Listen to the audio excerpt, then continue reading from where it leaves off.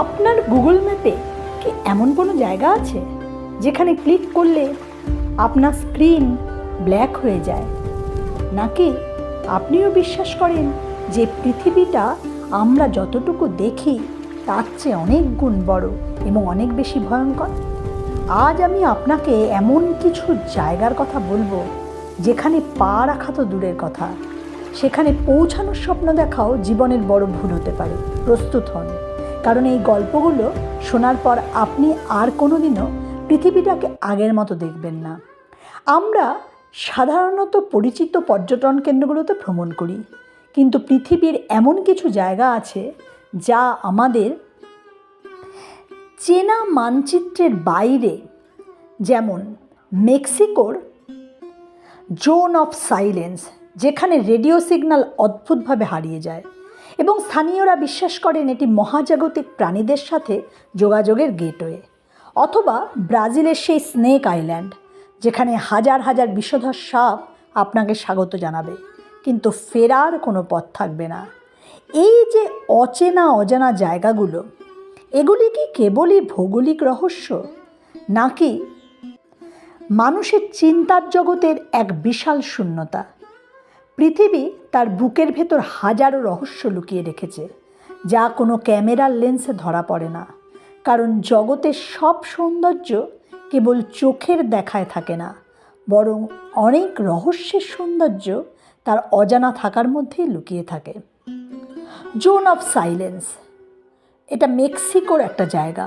প্রথমে চলুন মেক্সিকোর মরুভূমিতে, যেখানে রেডিও সিগন্যাল অদ্ভুতভাবে হারিয়ে যায়। কল্পনা করুন আপনি সেখানে দাঁড়িয়ে আছেন এবং আপনার ফোন কিংবা ওয়াকিটকি হঠাৎ কাজ করা বন্ধ করে দিল। লোকমুখে শোনা যায় এটি মহাজাগতিক প্রাণীদের সাথে যোগাযোগের এক অদৃশ্য গেটওয়ে।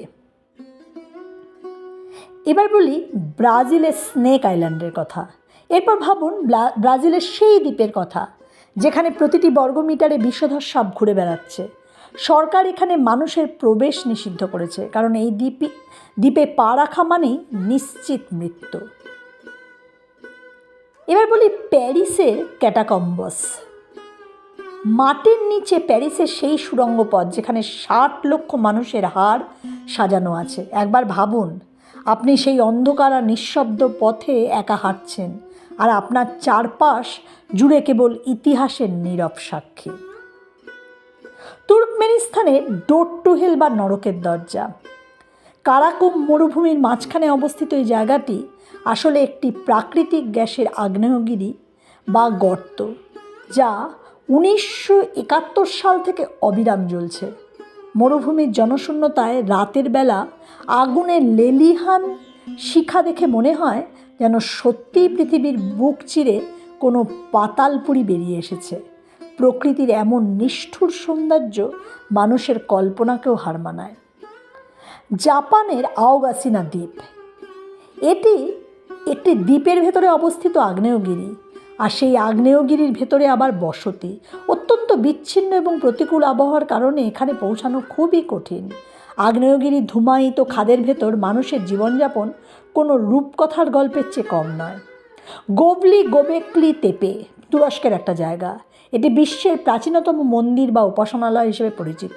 প্রায় 11,000 বছর আগের এই জায়গাটি যখন আবিষ্কৃত হয়, তখন ইতিহাসবিদরা চমকে গিয়েছিলেন। বিশাল পাথরের স্তম্ভগুলোতে খোদাই করা অদ্ভুত সব প্রতিকৃতি আমাদের আদিম মানুষের দর্শন এবং তাদের অজানা জীবনযাত্রার এক রহস্যময় গল্প বলে।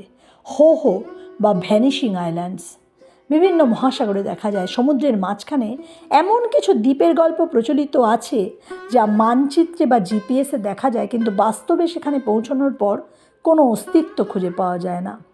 নাবিকদের অনেক অজানা গল্পে এই দ্বীপগুলোর বর্ণনা পাওয়া যায়, যা আমাদের বাস্তবতার ধারণা নিয়ে প্রশ্ন তোলে। হ্যালো ট্র্যাভেল বা পাতালপুরীর প্রবেশ। বিশ্বের বিভিন্ন স্থানে এমন কিছু সুগভীর গুহা রয়েছে যার শেষ কোথায় তা আজও জানা যায়নি। অনেক আদিম লোকগাথায় এই গুহাগুলোকে পাতালপুরীর প্রবেশপথ বলা হয়েছে, যেখানে প্রবেশের পর মানুষের মনস্তাত্ত্বিক পরিবর্তন ঘটে বলে দাবি করা হয়। এই জায়গাগুলো কেবল ভৌগোলিক রহস্য নয়, এগুলো আমাদের শেখায় যে প্রকৃতি এবং মহাবিশ্বের বিশালতার সামনে মানুষ কত ক্ষুদ্র। আপনার কোনটা সবচেয়ে বেশি গা ছমছমে লেগেছে? কমেন্ট করে জানান।